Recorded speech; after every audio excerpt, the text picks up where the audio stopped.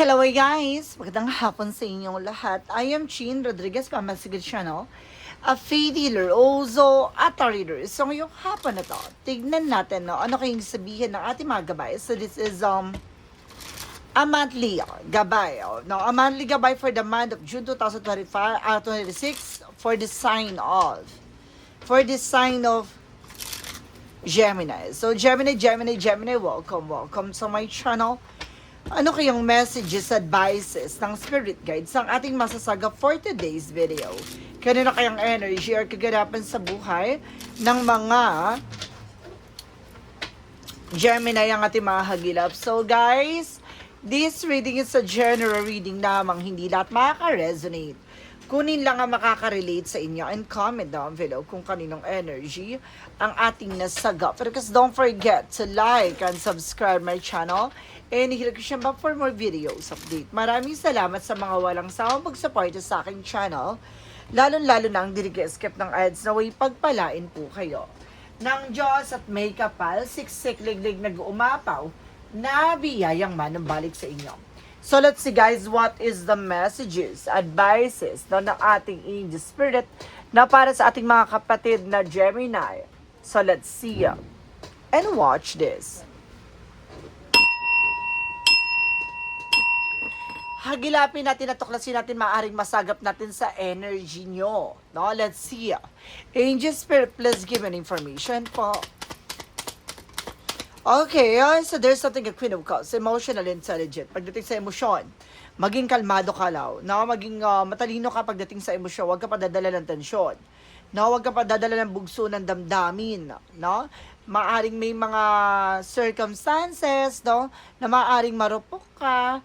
Na of course, kailangan mong pangalagaan at proteksyonan ang iyong sarili laban sa iyong nararamdaman. Now, let's see additional messages, no? Kasi I feel something inaabuso kaya. And there's something a King of Wands, something vision. So may mga bagay dito na parang unti-unti mo na makikita. Na maaaring may mga kumbaga gusto kang gawin or may balak kang gustong gawin na unti-unti mo na makikita yung bigger picture niyan. Na unti-unti mo na may sasakatuparan yan. Additional messages. So there's something the Hangman. Something stuck. No? Kumbaga, kailangan mo rin baguhin yung perspective mo. There's the Hangman, something stuck. Kailangan mo baguhin yung mindset mo. No, kasi there's a lot of negative thoughts. No, na maaaring nag-create ng blockages. Let's see. Bakit lagi nalalaglag? And there's a magician. For something manifestation. No, may mga bagay na unti-unti mo rin manifest. That kind of something na happiness at the same time. There's an ultimate happiness. Magiging masaya at magiging maligaya na raw ang family mo. And of course, there's something at Queen of Swords to clear the boundaries. So, kailangan mo linisin yung mga nasa paligid mo. Na mas maging wise, maging matalino ka, look at the bigger picture. Lagi mo tignan yung magiging posibilidad. No, kailangan advance, no, ano man yung bagay na gagawin mo, advance ka mag-isip sa bagay na yan. No, lagi mo titignan yung magiging possibilities, consequences, additional messages. And there's something is a Pentacles. Now, there's something a big shot and big money coming in. So, ngayong buwan na to, ay maaaring magdala sa'yo ng malaking pera, malaking opportunities. Now, there's a new business offer. Now, there's something new business venture. What is the Queen of Cups? Representative for the Pentacles, saving and protecting. So, kailangan mo pangalagaan at proteksyonan na naman yung bagay na meron ka. No, mas maging matalino kapag dating sa emosyon kasi masyado ka marupok at masyado ka mawain. No, kaya parang naaabuso ka dito. What is the King of Wands? So, represent guys with the world. No, there's something the world. Represent something trouble. No, parang nakikita mo yung sarili mo na maaaring makapag-trouble ka o maaaring nasa ibang bansa ka na. No, na parang gusto mong umuwi. No, parang meron kang bagay na nakikita na maaaring gawin mo or mangyari. Now, parang there's something daydream. Na maaaring may pangarap ka na maaaring unti-unting binibigyang kulay. What is the Hangman? Represent with the Ace of Sword with a breakthrough. There is something ng mental clarity. Naliwanagin mo ang iyong isip. Ito yung sinasabi ko kanina, nag-overthink ka, na that because of negative thoughts with the Hangman. Ito yung sinasabi na kailangang baguhin mo yung mga, yung mindset mo, yung perspective mo, na alam mong negativities, natanggalin mo. What is the Ten of Cups? Represent guys with a page of swords. Now there's a spying looking watching at you. Now I feel something meron din nag-i-stalk na with your family. So inggitin kayo, no? Ang pamilya nyo ay maaring madalas na kinaiinggitan. No, marami naiinggit sa inyo. With the Queen of Swords, represent what? Now, there's a Page of Cups. Now, there's something in intuition and prediction. So, kailangan makinig ka sa gut feeling mo. Na makinig ka sa intuitions mo, sa vibrations mo. Na parang tignan mo lagi magiging possibilities, no? Yung posibilidad. What is the Ace of Pentacles? Represent guys with the Four of Wands. So, there's something celebration coming in. Talaga may celebration na maaaring magdala sa'yo ng malaking pera at malaking opportunities. This is something a big material offer. No, some of you, there's something a wedding, engagement, proposal, promotions, and of course, there's something a gathering with your family at the same time. What is the Queen of Pentacles? Queen of Cups, and of course, the Four of Pentacles. Represent what, guys? This is the Queen of Wands by confident. Lakas naman loob mo maging matapang ka. Alisin ang alinlangan at takot at pangamba. So, kailangan mong palakasin at patibayin ang iyong sarili. Sa ano man yung bagay o plano mo, no, kailangan marunong ka manindigan, malakas ang loob mo sa mga bagay-bagay kasi nagiging marupok ka the way na parang hindi ka makahindi. Now, what is the King of Wands? Because the world. Represent with the Ten of Pentacles. Magkakaroon ka ng long-term success. There's a world. No, maaring may bagay na magdadala sa ng pangmatagalang sitwasyon. No, there's an unexpected financial windfall. No, magdadala to ng pagbago ng mundo mo. No, there's something, look at the bigger picture, parang babaguhin ka sa dating ikaw. So, or either napakalayo mo na sa dating ikaw, ganon. And of course, there's something is with the Ace of Cups, something alone. So, there's something alone in mental clarity. There's a passion. So, kailangan mong baguhin yung iyong perspective, mindset, no? Sa mga bagay-bagay na nakaka-apekto pagdating sa relasyon at ang iyong isipan. What is the Ten of Cups and the Page of Swords? Represent guys with the Nine of Pentacles. There's a potential for abundance. Na may potential ka para maging malago. Na para maging masagana. There's a lot of evil eye lang talaga. No, kaya kailangan mong proteksyonan ng pangalagaan na naman yung bagay na meron kayo. Na huwag kayong kwento ko ng kung kani-kanino na alam nyong kumaga itong tao na to, ingkitera to ganto ganyan. So, kailangan na i-secure mo yung sarili mo, i-secure mo yung plano mo, no, dahil some of them, no, yung mga nasa paligid mo ay inggit talaga. What is the Queen of Swords? The Page of Cups. Represent guys with the Moon card for revelation. No, maraming bagay na ma-reveal. Maraming bagay na maaring matuklasan. No, maraming bagay na maaring malaman dito sa situations mo. No, unti-unti na tong parang tutuparin ano man yung bagay na iyong inaasam ngayong buwan na to. What is the Ace of Pentacles? Because the Four of Wands represent with the Devil card. So, it's something undemonic. So, ibig sabihin dito, no, na swerte na nagiging bato pa that because of this negative energy. So, meron talagang masamang balak o meron talagang gumagawa behind your back with the Moon card. Some of you nagigising kayo talaga some of nowhere. Alas 2, alas 3 sa madaling araw. That because of this doing a black magic to you guys. No? Nagkakaroon kayo ng sleepless night. There's a Eight of Wands. So, this is something information and communication. So, kumbaga, some of you magkakaroon talaga ng travel. And of course, some of you guys, there's a lot of messages and phone call coming in. And there's the Lovers. Ay, okay. So, ibig sabihin talaga, maaring unti-unti mo na makikita na maaring malaking pagbabago ang magaganap pagdating sa inyong relasyon, ng partner mo, ng person mo. No? It brings and lead to the higher level of commitment, guys. And there's a Three of Pentacles. Sabi ko na nga ba, mag-ingat sa mga nakakasalamuhan nyo na marami naiinggit dito. No? Para magkaroon ng delays and cancellation sa mga transactions nyo. And of course, there's the Three of Wands. So, waiting for ship. So, may mga resulta na. No, there's a possible may mga dumating na result, information sa inyo. And there's the Nine of Wands. So, kailangan nyo na magtiyaga at magpatuloy sa ginagawa. So, mayroon talaga nakamasida, nakasubaybay sa inyo. There's a Nine of Wands, slow and steady. So, kung ano naman yung bagay na gagawin nyo, kailangan nyo maging mahinahon.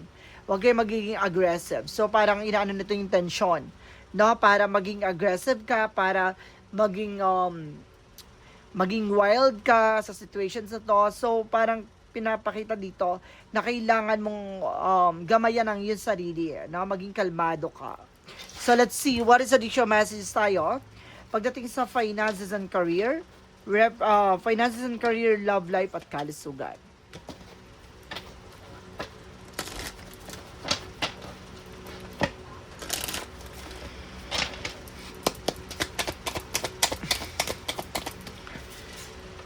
So there's the Five of Pentacles. Some of you nakakaranas ng financial loss, of financial crisis, of financial difficulties. Na pagdating sa finances and career mo. And of course, there's something a Knight of Swords. Sabi ko na nga ba, nagkakaroon ka ng anxiety, sleepless nights, worries, no, stress. With the Eight of Cups, no, there's an abandonment or something moving forward. So maaaring makaka-move on ka na, makaka-recover ka na, meron ka lang kailangan alisin or tanggalin sa buhay mo. Not with the Ace of Wands. So, kumbaga magkakaroon ka ulit ng bagong proyekto, plano. So, kailangan mo lang talagang limitahan na pagbibigay ng impormasyon sa mga tao sa paligid mo. With the Page of Wands, so may magandang balita na darating sa'yo. No? At the same time, there's a Six of Pentacles. Magtutuloy-tuloy na yung pera sa'yo. Not from negative energy, from positive energy. No? Talagang pinapakita na kumbaga, you need to take an action from this. So, kailangan mo talagang gumawa ng eksena na putol ng koneksyon nito sa negatibong sitwasyon. So, let's see. Pagdating naman sa love life, sa love life mo, there's a High Priestess. May hidden agenda. There's a hidden enemies. So, if it's all about your family and of course, your relationship, no? Talagang may inggit sa pamilya mo at sa karelasyon mo. With a Magician. Oh, talagang there's a doing black magic, guys. Nagkakaroon ka ng anxiety, sleepless nights. And of course, this is the full card, no? Kailangan mo talagang, kumbaga, i-surrender, no? Sa ating Panginoon. At the same time, there's a new beginning coming. And makaka-move on ka from that situations. Kailangan mo lang talaga na pakawalan at tanggalin yung mga taong hindi nakakatulad, hindi nag-serve sa situation nyo. There's a death card. So, there's an ending and new beginning. So, may mga bagay din na matatapos dito, matutuldukan. No, meron ditong, some of you, meron ditong namatay at yumao mong partner, no? Or maaring lagi ka namamatayan ng karelasyon. With a Chariot ka for action, kailangan mo lang take ang action. No? Maging mature ka at magkaroon ka ng respeto sa sarili mo. No? At magkaroon ka ng disiplina sa sarili mo. Be mature enough. No? Pagdating sa relationship. No? Pagdating naman tayo sa kalusugan. Now, there's a Seven of Swords in reverse. No? Parang walang bagay na may tatago pa. So, lahat ng bagay parang ipapakita na dito. Now, there's a more in healing. So, wala na matatago pagdating sa nararamdaman mo dahil kakaroon ka na ng healing dito, guys. There's a Tower moment. There's a major changes. Malaki yung pagbabago magaganap sa kalusugan mo, sa sarili mo. Alam mo, guys, ang gumagawa dito sa'yo ay malapit na ka mag-anak or there's an ex, no? There's a Four of Cups. No, meron ako na sense dito parang pinakain or pinainom ng mayroong gawa ng black magic, no? Like Yuma or like Lason or something na para mag-create ng mga nararamdaman nyo. And there's a Star card, there's a healing. So, magkakaroon ka ng healing. So, there's a possibility na magkakaroon ka ng healing at the end of the time. So, more on healing and recovery dito. So, let's see what is an angel spirit messages. Give me an information. So, with a magical Money Move Oracle deck. With the Money Move Oracle deck, there's a love life. So, malaking factor talaga sa situations mo ang pag-ibig. Free from problem and money troubles, enjoy the passion of love. So, there's a possibility na nasa karmic relationship kayo. No, maraming hadlang at tutol sa inyong relasyon. No, 0220 with the angel's number, act on your ideas. So, kung ano man yung bagay na papasok sa isipan mo, kailangan mong kumilos at dumalaw at magdesisyon. You have the benefit of good fortune, and if you use your wise judgment, you can do anything in this place. You can reach new heights. You should act on your potential with you. See this pattern, see what you plant will grow. You're about to experience a spectacular accent. So, talaga pinapakita dito, there's a divine timing and there's an ambition na maaaring ma-reach mo and there's a realistic and practical approach. So, kailangan, no, kumbaga, nandito ka sa realidad na kailangan mong ayus at gumawa ng action kung gusto mo matapad yung mga pangarap mo. No, walang, kumbaga, kung hindi ka kikilos, walang gagala or walang magbabago. What is the magical fair messages advices? Now, there's a marriage. Talaga may tungkol about sa relasyon at pag-ibig, guys, ha? And you get the power. So, ibig sabihin dito, nagkaroon ka na ng idea, knowledge about this one. So, you can do it. No? Kaya mong mapabago at kaya mong maisaayos so, kung gagawa ka ng actions. What is the yin and yang oracle card? Divine timing. It's all about divine timing talaga, guys. No, it's a trust and divine timing. And of course, there's a deceleration and gift and abundance. Talaga may kasaganahan talaga naghihintay for you, guys. What is the romance angels with a mystic love oracle deck? And there's a reconnecting healing, a reconnecting relationship. So it's all about relationship talaga. And there's an honesty. So magiging totoo at magiging tapat daw to sa isa't isa. What is the romance angels with a mystic love oracle deck?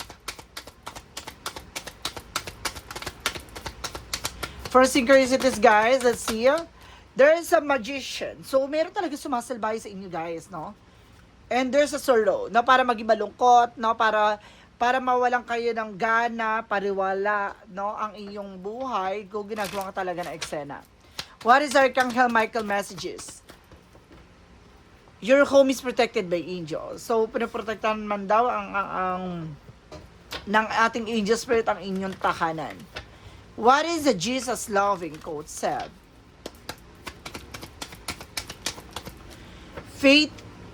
Have faith in God. So magtiwala ka raw sa ating Panginoon, sabi ni Jesucristo. So magtiwala ka, manalig, manampalataya, no, na magbalik loob at humingi ng gabay sa ating Panginoon. So guys, this is something a monthly gabay for the month of June 2026 for the sign of Gemini. So Gemini, maraming salamat for this wonderful reading. So once again, this reading is a general reading lamang, hindi lahat makaka-resonate. Kunin lang ang makaka-relate sa inyo and comment down below kung kaninong energy ang ating nasa cover. And of course, don't forget to like and subscribe my channel. And here ko siya ba for more videos update. Maraming salamat sa mga walang samang pag-support sa aking channel.